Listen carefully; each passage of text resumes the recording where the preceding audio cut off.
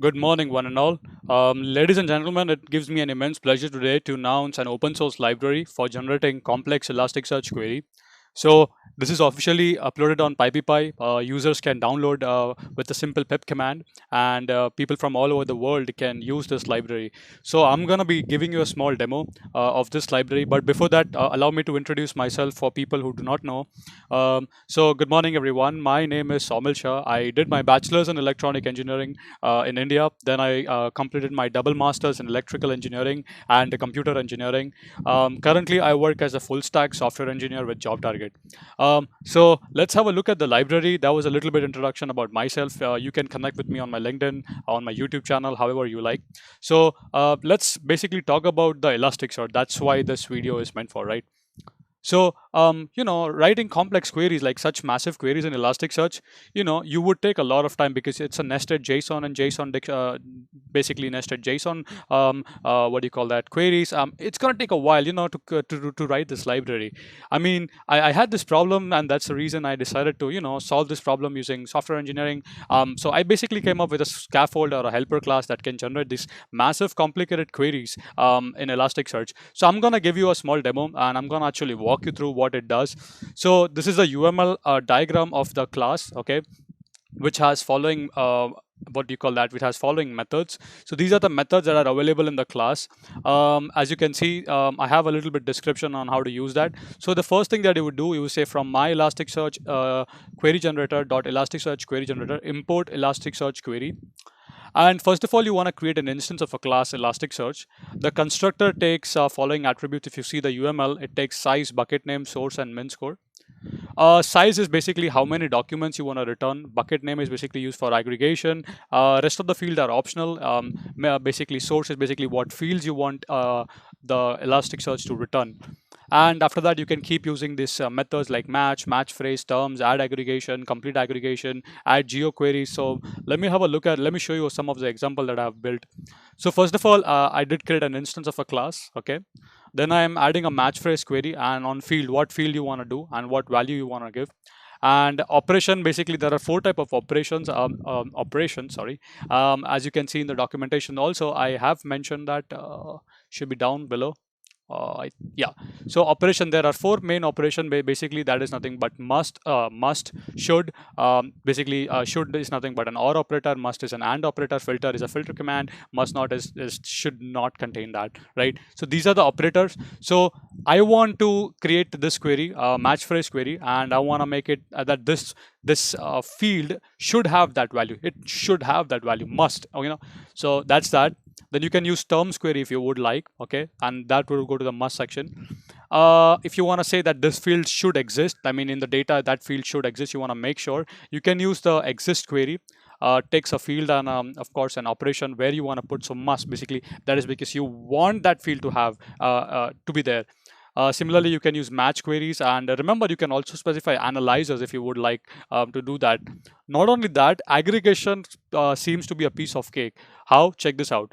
So you just say add aggregation name. So basically, you just give it a name of an aggregation, the field on which you want to perform aggregation, type should be term, sort as descending, size as 3, size 4, 5, how much ever you want the size of aggregation, you can define that size.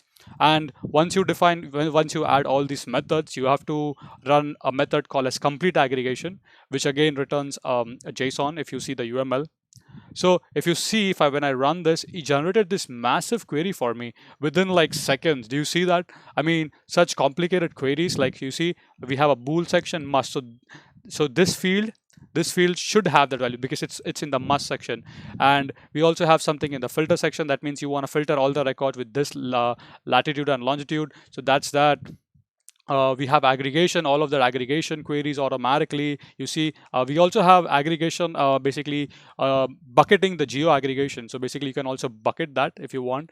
So I have a lot of, you can create so complicated queries. Not only that, we have an autocomplete, which basically is a scaffold generator, basically, which behind the scenes uses match phrase prefix and aggregation. So if you see, I have a demo. If you please kindly go to the README file, and if you see, I have everything. I have all this details there.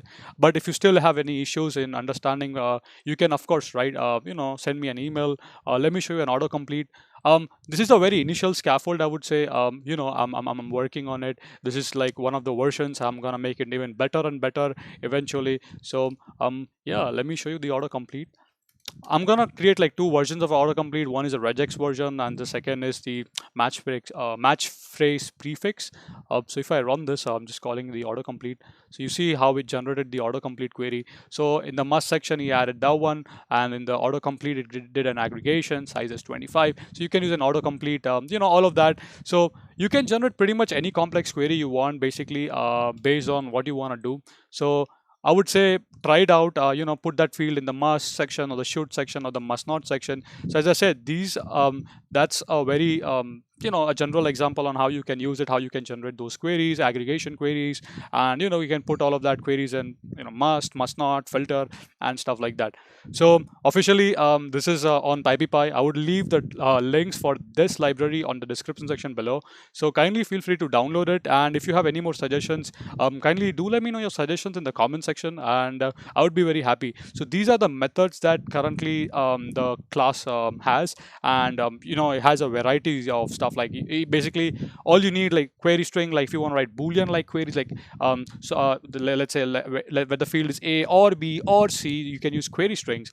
I mean, it's just amazing. All of these with just you can access it with like a method. So I'm gonna show you one more last example. I think that should be pretty much it for this. Let me show you an example for query string. I'm gonna copy that one. Okay, so let me add a query string here. Okay, so I'm just gonna show you how easy it is. See, it's very easy to use this library. Okay, so I'm just gonna say query is equal to we access it by creating an instance of a class. Simple, we say query string, and if you hover over, it should give you the documentation. Like it takes a default field. So let's give that default field. We give that. Now what else does it take? So you, as I said, if you see the documentation, that should be pretty much it. Then we have default field. Then we have query. Sorry for that. So I'm gonna say A or B. English like queries you can write in Elasticsearch, right? What else we give? So it takes, oh yeah, and it takes an operation. Basically, operation is basically where you want to do that operation. So I want to have it in the, should section. Okay. Yeah, that's pretty much it. Hopefully that should work. I haven't tried it out. So we'll run that one. Okay, let me search that one quickly. F1.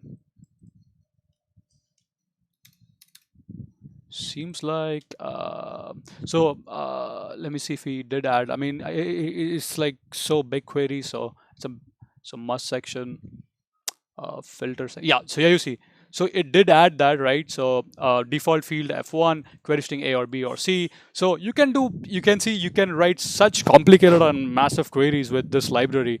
I announced this library as open source. Please feel free to download it. I have my email ID on the library. So if you want, I have any questions, you can definitely reach out to me. Send me an email. So that's pretty much it, guys. Keep smiling, keep coding, and I hope this would be very beneficial for the community. And if you do think that this is a really good thing that I have developed, the simple way by supporting me would be liking the video or sharing the video or the library. And if you have the means by supporting me, you could also, of course, PayPal me. But that's not like if you have, you can of course PayPal. Otherwise, it's fine. So I would say that's it for this video. Thank you for all the love and support. Keep smiling, keep coding, and see you guys next time.